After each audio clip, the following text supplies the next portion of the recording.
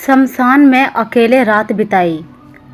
सुबह जो देखा उसने मेरी जिंदगी बदल दी। कभी कभी डर सिर्फ आंखों से नहीं, आत्माओं से महसूस होता है। और आज की ये कहानी आपके दिल की धड़कनें बढ़ा देगी। सोचिए, एक ऐसी रात जब इंसान अपने डर से भाग नहीं सकता, क्योंकि वो डर उसी के घर का सच बनकर सामने खड़ा होता है। सचिन के साथ भी कुछ ऐसा ही हुआ।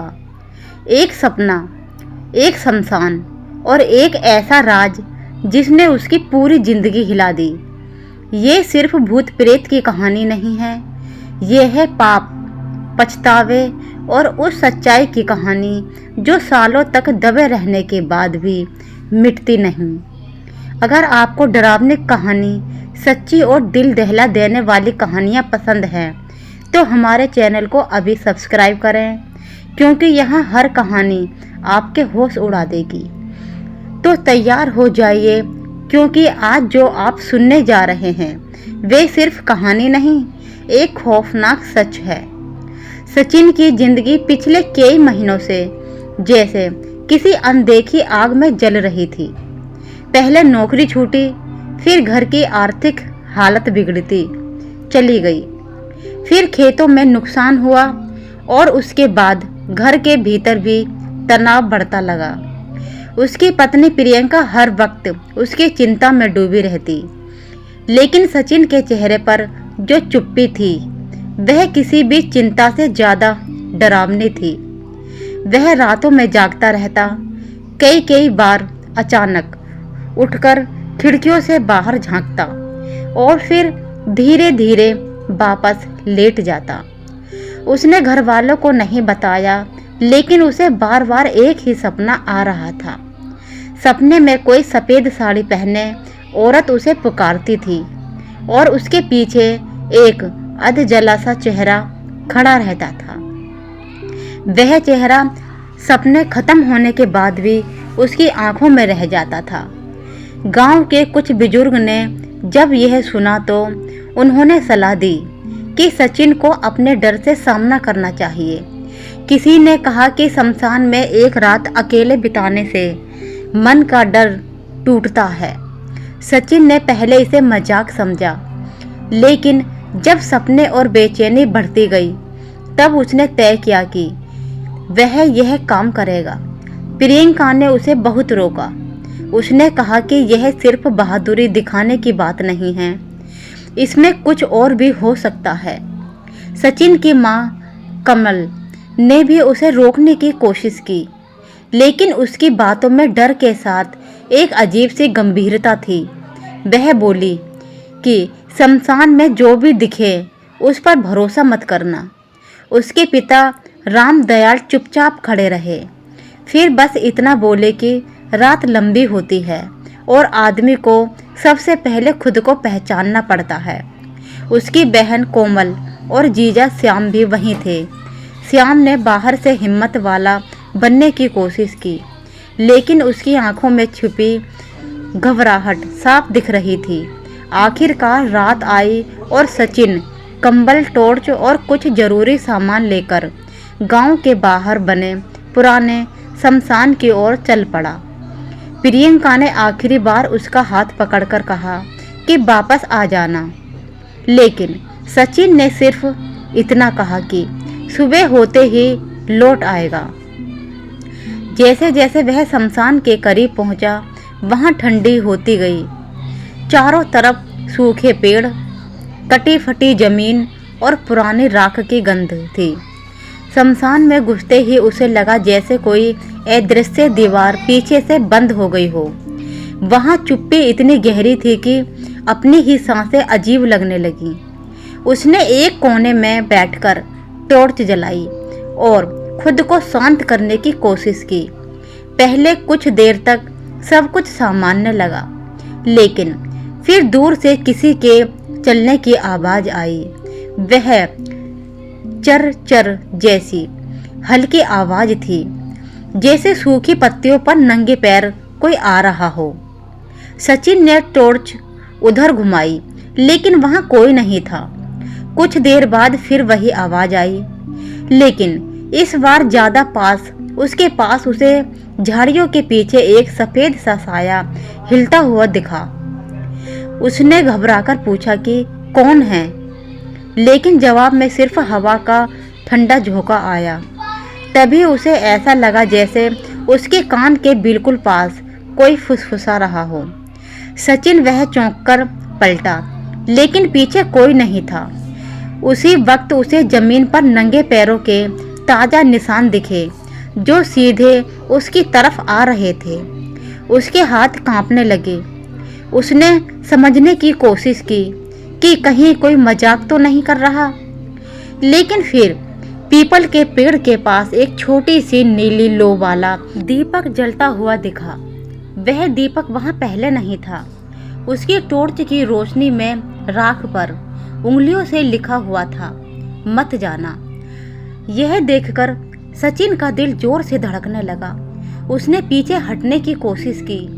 तभी किसी ठंडी हथेली जैसी चीज ने उसके कंधे को दबाया।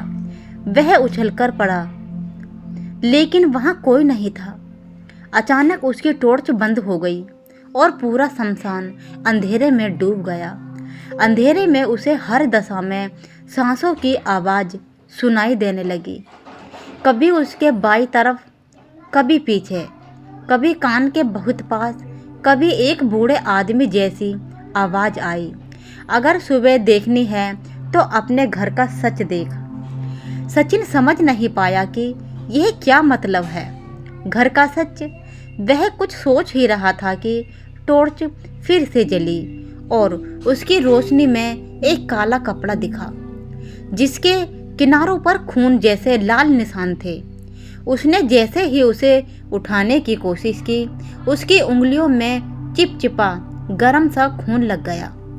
वह घबरा गया। उसी समय वहाँ हवा और भारी हो गई और उसे लगा कि कोई उसके पीछे बहुत करीब खड़ा है।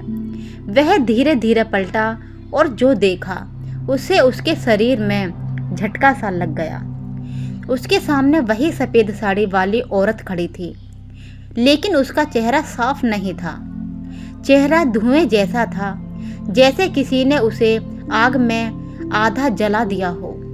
उसकी आंखें काली थीं और उसकी गर्दन पर जलने के निशान थे। सचिन डर के मारे पीछे गिर पड़ा।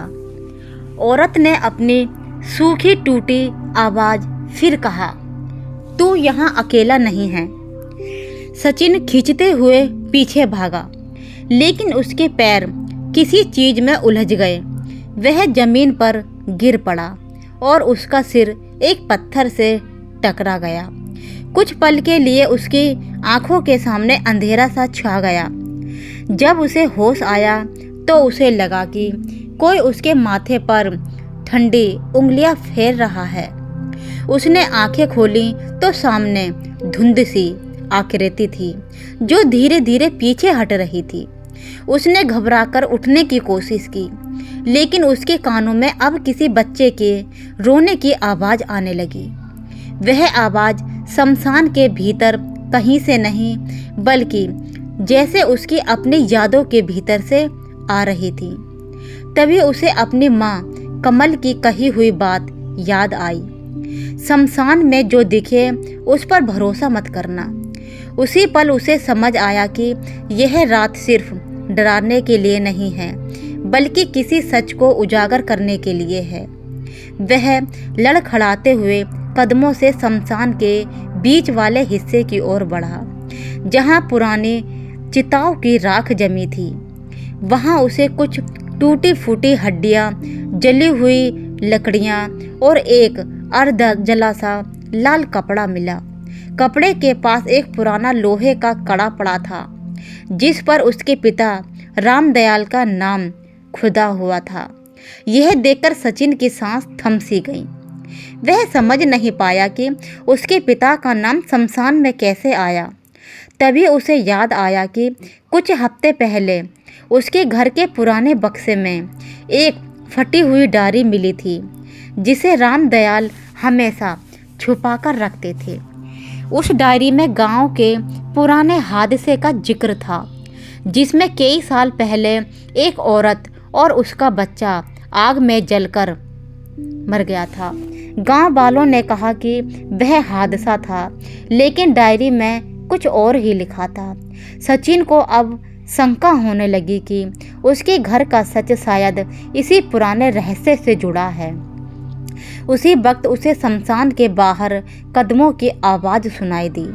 कोई आ रहा था। उसने छिपकर देखा तो श्याम था। श्याम के हाथ में टॉर्च थी और चेहरा बेहद तनाव में था। सचिन ने धीरे से उसका नाम लिया, लेकिन श्याम की आंखों में घबराहट थी। वह फुसफुसाया कि वह उसे ढूंढते हुए आया है, क्योंकि घर में कमल की तबीयत अचानक बहुत बिगड़ गई थी और प्रियंका बार बार बेहोश हो रही थी। सचिन को समझ में नहीं आया कि यह सब एक साथ कैसे हो रहा है। श्याम ने यह भी कहा कि रामदयाल ने आखिरकार सच बताया है, लेकिन उसे सुनकर सचिन और घबरा गया। रामदयाल ने सालों पहले शमशान के पास वाली जमीन एक ऐसे आदमी को बेची थी जिसके परिवार के साथ बहुत बुरा हुआ था। उस परिवार की औरत और बच्चा उसी आग में मारे गए थे, लेकिन गांव ने मामला दबा दिया और अब उस घटना से जुड़ा सांप सचिन के घर तक पहुंच चुका था। सचिन ने श्याम की ओर देखा, लेकिन तभी पीछे से एक चीख सुनाई दी। दोनों ने पलटकर देखा तो श्याम की राख में किसी बच्चे के छोटे छोटे पैर के निशान बन रहे थे। वे निशान धीरे उसकी ओर बढ़ रहे थे। सचिन और श्याम भागने लगे, लेकिन जितनी तेजी से वे दौड़ रहे थे, उतनी ही तेजी से पीछे से किसी के कदम भी सुनाई दे रहे थे। वे घर की ओर पहुंचे तो देखा कि दरवाजा खुला है और अंदर से कमल की रोने की आवाज़ें आ रही हैं। प्रियंका कोमल को संभाल रही थी, जो अजीब तरफ से कांप रही थी और बार बार एक ही बात कह रही थी कि कोई छत पर चल रहा है। सचिन अंदर घुसा तो घर में घुटन भरी ठंड थी। अचानक ऊपर से कुछ गिरा। वह पुरानी डायरी थी जो अब तक बंद थी।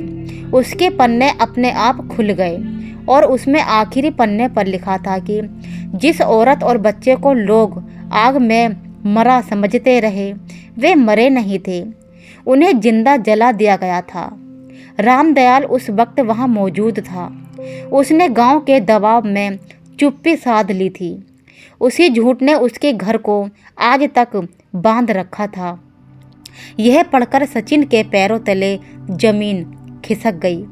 उसने अपने पिता को देखा। रामदयाल की आंखों में पहली बार डर नहीं, पछतावा था। वह कांपती आवाज में बोला कि वह उस रात सब बचा सकता था, लेकिन नहीं बचा पाया। तभी घर की सभी लाइटें एक साथ बंद हो गईं। सन्नाटा छा गया। फिर एक बहुत तेज आवाज आई, जैसे कोई भारी दरवाजा जोर से बंद हुआ हो। उसके बाद दीवारों पर काले हाथों के निशान उभरने लगे। प्रियंका चीख पड़ी। कमल बेहोश होकर गिर गए। कोमल रोने लगी। श्याम ने दरवाजा खोलने की कोशिश की, लेकिन वह नहीं खुला। सचिन के सामने अचानक वही सफ़ेद साड़ी वाली औरत खड़ी हो गई। इस बार उसके साथ एक छोटा बच्चा भी था। बच्चे का चेहरा जला हुआ था, लेकिन उसकी आंखें साफ थीं। औरत ने सचिन को देखा और कहा, अब तुम्हारे घर की बारी है। सचिन ने कांपते हाथों से अपने पिता की ओर देखा। रामदयाल घुटनों के बल गिर पड़ा और बोला कि अगर उस रात उसने बोल दिया होता तो आज यह सब नहीं होता। उसी पल बच्चे ने अपनी जली हुई उंगली सचिन की छाती पर रखी और घर की सारी दीवारें हिलने लगीं। फिर अचानक एक जोरदार धमाका हुआ और दरवाज़ा खुद पे खुद खुल गया। बाहर सुबह की पहली रोशनी फैल चुकी थी। शमशान की दिशाओं से धुआं उठ रहा था। औरत और बच्चा हवा में धुंध की तरह घुलने लगे। लेकिन जाने से पहले औरत ने आखिरी बार सचिन की ओर देखा और कहा, सच अभी छुपेगा नहीं। सचिन बेसुध होकर गिर पड़ा। जब उसे होश आया तो वह घर के आंगन में था। प्रियंका उसके पास बैठी रो रही थी। कमल की हालत अब भी खराब थी, लेकिन जिंदा थी। रामदयाल चुपचाप एक कोने में बैठा था, जैसे उसकी उम्र एक रात में कई साल बढ़ गई हो। श्याम और कोमल बाहर खड़े थे। पूरे घर में एक भारी सी खामोशी थी, लेकिन आंगन की मिट्टी में 3 छोटे छोटे जले हुए पैरों के निशान बने थे, जो सुबह की रोशनी में भी साफ दिखाई दे रहे थे। सचिन ने कांपते हुए उन निशानों को देखा और समझ गया कि वह रात सिर्फ उसके डर की नहीं थी, बल्कि उसके परिवार के पाप की सजा थी। शमशान में अकेले बिताई गई उस रात ने उसकी जिंदगी बदल दी। लेकिन सबसे बड़ा सच अभी बाकी था। गांव में जिस हादसे को लोग भूल चुके थे, वह अब भी जाग चुका था। और सचिन जान गया था कि कुछ आत्माएं बदला लेने नहीं, बल्कि सच उजागर करने आती हैं। उसी दिन सचिन ने तय किया कि वह गांव के पुराने झूठ को सामने लाएगा, चाहे उसे कितनी भी कीमत क्यों ना चुकानी पड़े। लेकिन जब उसने आखिरी बार शमशान की तरफ देखा तो दूर पीपल के पेड़ के नीचे वही सफ़ेद साड़ी वाली औरत खड़ी मुस्कुरा रही थी। इस बार उसके साथ बच्चा नहीं था। उसके हाथ में एक नई राख भरी मुट्ठी थी, मानो अभी भी हिसाब बाकी हो। दोस्तों, लेकिन कहानी यहाँ ख़त्म होकर भी ख़त्म नहीं होती। सचिन ने जिस सच को उजागर करने का फैसला किया था, उसने पूरे गांव की नींव हिला दी। पुराने राज सामने आने लगे, लोगों के चेहरों से नकाब उतरने लगे और हर कोई अपने अपने पापों से डरने लगा। लेकिन उस सफ़ेद साड़ी वाली औरत की मुस्कान अब भी शमशान के पीपल के नीचे दिख जाती है, जैसे वह याद दिला रही हो हिसाब अभी पूरा नहीं हुआ। दोस्तों, यहीं पर यह खौफनाक कहानी ख़त्म होती है, लेकिन डर अभी भी जिंदा है। अगर आपको ऐसी ही रोंगटे खड़े कर देने वाली कहानियाँ पसंद हैं तो हमारे चैनल को अभी सब्सक्राइब करें, वीडियो को लाइक करें और अपने दोस्तों के साथ शेयर ज़रूर करें। यहाँ हर कहानी आपको एक नई दुनिया में ले जाएगी, जहाँ सच भी डरावना होता है। मिलते हैं एक और नई कहानी में। तब तक अपना ख्याल रखें दोस्तों, और कमेंट में एक बार ज़रूर बताएं आपको हमारी कहानी कैसी लगी। हमारी कहानी पसंद आई हो तो अपनी राय कमेंट में एक बार ज़रूर लिखें। धन्यवाद दोस्तों, अपना ख्याल रखें।